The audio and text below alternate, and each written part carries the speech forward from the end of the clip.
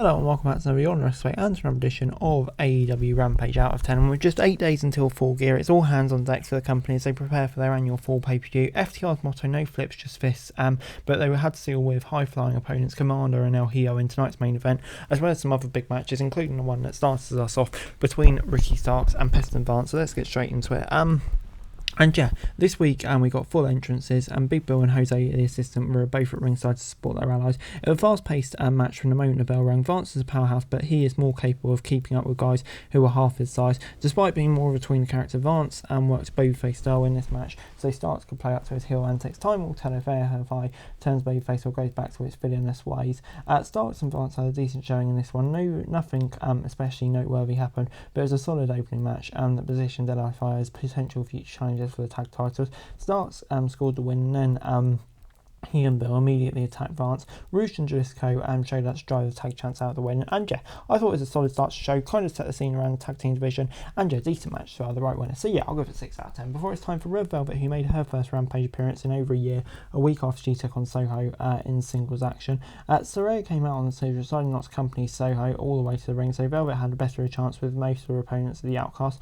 These two seem very different on the surface, but they have a lot of similarities when it comes to how they wrestle. They both like to incorporate every little bit of offense, so they had no problem finding their groove as opponents right away. The bout lasted through a commercial onto the next segment. At one point, someone came to the ring and delivered a bouquet of green roses to Soho, who looked baffled. It led to a very awkward moment when Velvet tried to pin her, but she got the pin a moment later when she had to kick it on the head. This match was decent, but the way the finish played out kind of hurt it. I can see where they're going with the storyline, but yeah, I just don't think it really helped it here. But big win for Velvet nonetheless, and we'll see where the story goes. I'll give it 6 out of 10. We then got the Kingdom, Mike Taven and Matt Bennett for a squash match with Roderick Strong.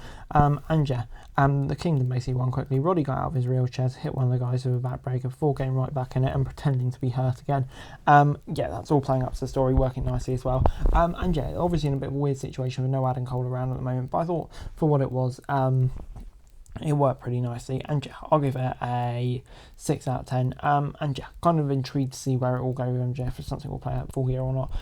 But yeah, it kind of feels like what they're building up to. Before it's time for our main event, FTR vs Commander and Kingo. Commander and Harwood started things off. It's a huge clash of styles, but FTR have a history of facing teams that are smaller and faster, so this was nothing new. The High Flyers made great use of their skills to deliver an entertaining performance, and both members of FTR provided great landing pads for them whenever they took to the skies. Both teams made sure that the fans were not happy when they saw and met with a chance to fight forever, and this is awesome. After several close counts on both sides, FTR scored the victory when Wheeler got the pin after hitting the Shatter Machine on Commander. FTR held their opponents up and showed them a respect with a handshake. The lights dropped out and House of Black appeared on the big screen to end the show.